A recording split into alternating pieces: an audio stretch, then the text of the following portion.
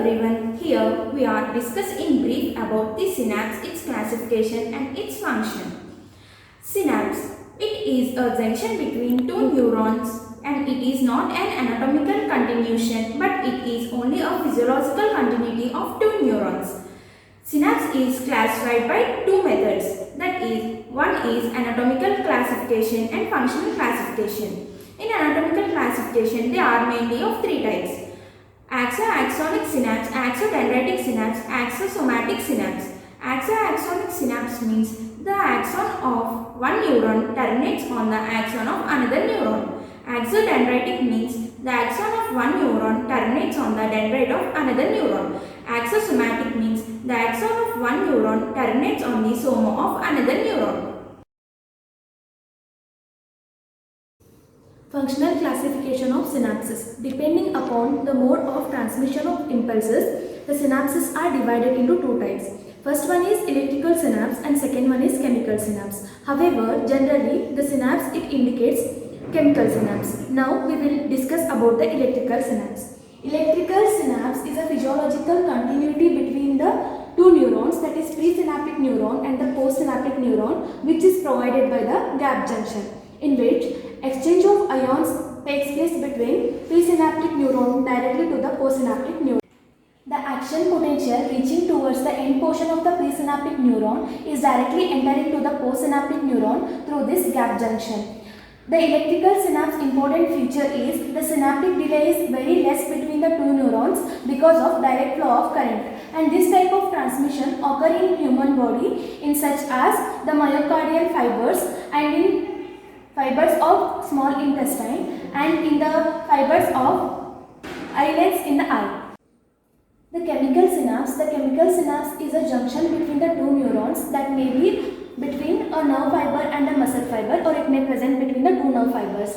The chemical synapse doesn't have any continuity between the presynaptic and postsynaptic neuron, but the action potential reaching towards the end portion of the presynaptic neuron will release some neurotransmitter substances which reaches the postsynaptic neuron and produce some potential changes. Now we will have a look upon the demonstration of electrical synapse and chemical synapse. Here we can see this is the electrical synapse model where it is the presynaptic neuron and postsynaptic neuron. Here these lights are indicating how the electrical impulses reach the postsynaptic neuron from the presynaptic neuron. Here where the gap junction is forming. Here the chemical synapse, in which we can see the presynaptic neuron and the postsynaptic neuron, where the chemical neurotransmitters are passing from the presynaptic neuron to the postsynaptic neuron through the synaptic cleft.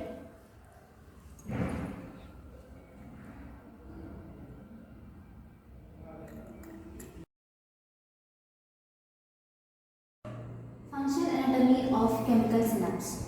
The neuron from which the axon arises is known as the presynaptic neuron, and the neuron on which the axon terminates is known as the postsynaptic neuron. The axon has many small branches known as the axon terminals. The axon terminals are of two types: terminal knobs and terminal coils. Terminal knobs are mainly concerned with the excitatory function, and terminal coils are mainly concerned with the inhibitory function. Postsynaptic and presynaptic membranes. The presynaptic neuron has a definite and intact membrane called as the presynaptic membrane, and the membrane of the postsynaptic neuron is known as the postsynaptic membrane. There is a gap between the presynaptic neuron and the postsynaptic neuron, which is known as the synaptic cleft. The basal lamina of the synaptic cleft contains cholinesterase, which destroys acetylcholine. Structure of axon terminal. There are two main structures of axon terminal, which is mitochondria and the synaptic vesicle. Mitochondria helps in the synthesis of neurotransmitter substances, and the synaptic vesicles store these neurotransmitter substances. Functions of synapse. The main function of the synapse is to transmit the impulses, that is action potential, from one neuron to the another neuron. But however, some of the neuron does not transmit these impulses. Therefore, on the basis of this, the synapse is classified into two types, that is the excitatory function and inhibitory function. The excitatory function includes EPSP, that is excitatory postsynaptic potential, and inhibitory function includes IPSP, that is inhibitory postsynaptic potential. EPSP, that is excitatory postsynaptic potential. Excitatory postsynaptic potential, it is a non-propagated electrical potential which is developed during the process of synaptic transmission. It occurs in presynaptic neuron and postsynaptic neuron. In presynaptic neuron, whenever there is arrival of the action potential, that is stimulus, near reaches the axonal terminal, it causes the opening of the calcium channel which are present at the presynaptic membrane of the presynaptic neuron, which causes the influx of the calcium ion from ECF into the axonal terminal. This calcium causes the opening of the voltage-gated calcium channel which are present at the presynaptic membrane. This calcium causes the release of the acetylcholine by the process of exocytosis. This acetylcholine passes from the presynaptic membrane and the synaptic cleft and reaches the postsynaptic membrane. Near the postsynaptic membrane, it binds with the receptor protein which are present on the postsynaptic membrane. This and forms the acetylcholine receptor complex. This acetyl receptor complex causes the opening of the ligand-gated sodium channels which are present on the postsynaptic membrane, and due to this there is influx of the sodium from the ECF. As the sodiums are positively charged, they develop the mild depolarization in the neuron. Hence, this mild depolarization is known as EPSP. Development of this EPSP causes the opening of the sodium channel in the initial segments of the axon, and which causes the influx of the sodium ions from the ECF and development of the action potential, which is spread the action potential through the axon of postsynaptic neuron. Inhibitory postsynaptic potential or IPSP is divided into two phases, that is presynaptic neuron and the postsynaptic neuron. In the presynaptic neuron, there are four processes that take place or lead to postsynaptic neuron. The arrival of action potential in the axon terminal. Axon terminal is the end portion of a neuron. Action potential is the generated potential which triggers the neuron and leads to the response. The opening of calcium channels in the presynaptic membrane. Presynaptic membrane is the membrane of the presynaptic neuron.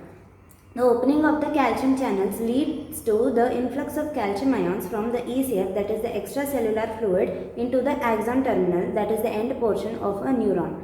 The opening of the vesicles and release of GABA. The opening of the vesicles, that is the neurotransmitters, and release of GABA, which is the neurotransmitter, taking place in inhibitory postsynaptic potential. GABA refers to gamma aminobutyric acid. This GABA passes through the synaptic cleft. Synaptic cleft is the space between the postsynaptic neuron and the presynaptic neuron. The formation of GABA receptor complex. After the GABA passes through the synaptic cleft, the processes that take place in the postsynaptic neuron start. The formation of GABA receptor complex. There is a receptor in the postsynaptic neuron. This GABA or the neurotransmitter, that is gamma aminobutyric acid, combines with the receptor present in the postsynaptic neuron, forming GABA receptor complex. The formation of GABA receptor complex takes place by the opening of potassium or K+ and efflux of K+ into ECF. That is, the potassium ions that are present in the postsynaptic neuron move out into the extracellular fluid, and the opening of Cl- or the chloride ions and the influx of chloride ions into the neuron. That is, the chloride ions which are present in the extracellular fluid move into the more negativity inside the postsynaptic neuron is created because of the opening of the efflux of K+ ions into the ECF, that is the positive charge is moving outside, and the influx of Cl- ions into the neuron, that is the negative ions are moving inside the postsynaptic neuron. In a neuron, generally the positive charges are inside the neuron and the negative charges are outside the neuron. But here, because the Cl- is moving into the neuron, there is more negativity created inside the postsynaptic neuron, which leads to hyperpolarization of the neuron and inhibition of the synaptic transmission or the action potentials, causing inhibitory postsynaptic potential at that junction, leading to inhibition of the synaptic transmission and action potentials.